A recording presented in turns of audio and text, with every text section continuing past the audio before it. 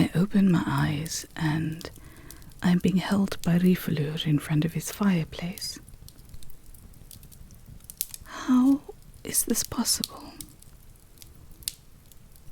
I feel no fear. For the first time, I feel hope.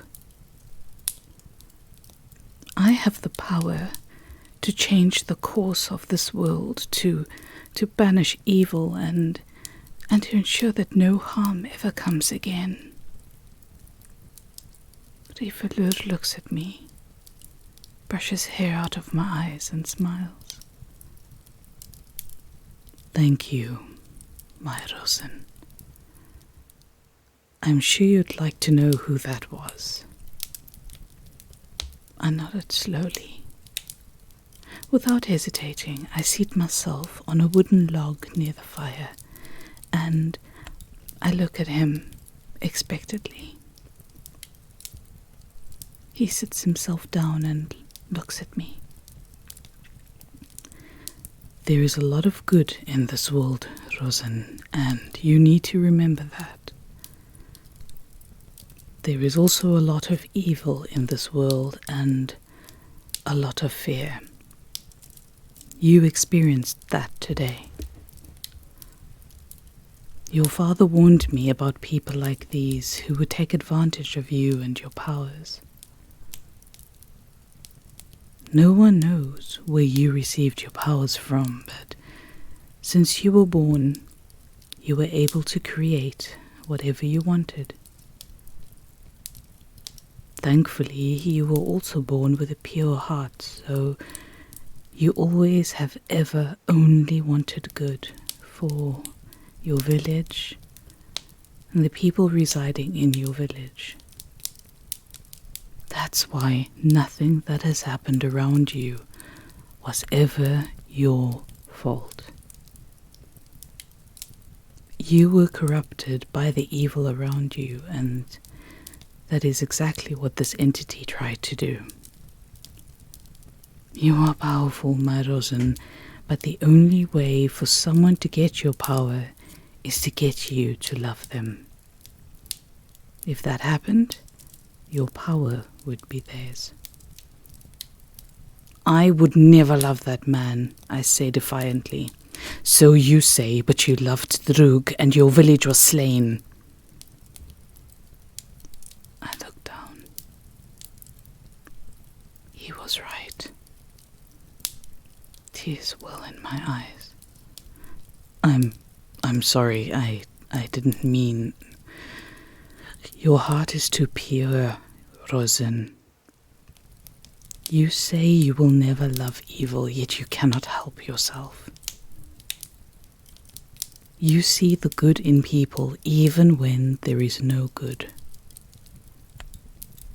You see beauty where there is none. You see what people could become, not who they are. This is why I was placed to protect you from others and from yourself. You cannot save the world, even though I know you want to, but you can't. If you try, you will die, and I cannot lose you. You are all that I have.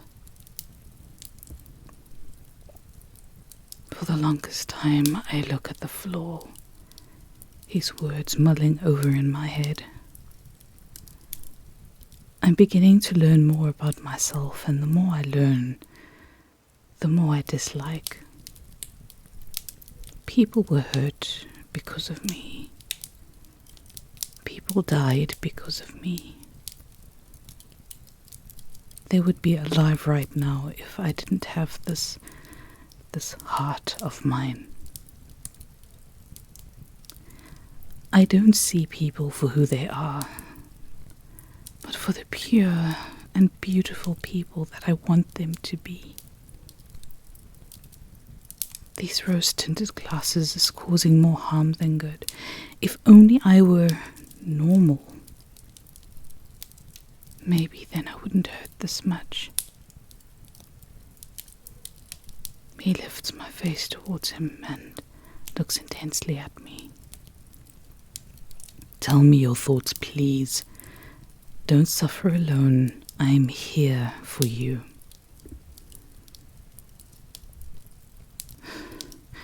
Why am I so different? Why can't I just be normal?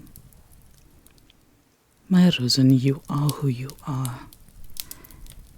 You were born like this, with this gift. We shouldn't question why you were born as you were, but we can make the most of it by spreading love, peace, and happiness. The only problem is that if you start spreading your light, darkness will close in and will try to put your light out. People will fear you and hate you, and the more you try to better yourself and the world around you, the more alone you will feel. You will push everything away. You'll even try to push me away, but I will not let you, Rhosyn. I will always love you, even until the end of time. I smile, but my heart echoes in emptiness. I know what he says is right. I am alone. Everything that I've ever loved is dead. I have him, but do I really have him? I trust him, as he has never led me astray thus far, but what do I really know about him? I know his gaze is tender, his touch is tender, his kiss is tender. He says that he loves me, but so did that other entity, that darkness that he calls Droog. I'm too scared to think of such a dangerous thing such as love. Love destroys. Love isolates. I want to love. I want to experience true love. That love that one throws oneself into reckless abandon and that one knows is returned by the other person, but I've never experienced it. All those who claimed to love me have hurt me, physically, emotionally, spiritually. My chest is an empty vessel, and loneliness echoes deep within. I am utterly alone. Even with Rhosyn at my side, I am utterly alone. Could I ever love and trust again? I sit up slowly and he holds my hand tenderly. I felt everything you were thinking, and I fully understand. You have been through the worst pain possible at the hands of Droog. He took everything from you, your dignity, your innocence, your will to live, everything. The cost of loving him was high. I can tell you not to give him the power to destroy you further, but this advice will fall on deaf ears, my Rhosyn. What we could do is right what was wrong. Okay? I look up into his shining eyes. Maybe then I could earn my redemption? I don't know, this is your story, but we could try. Okay. Where do I begin?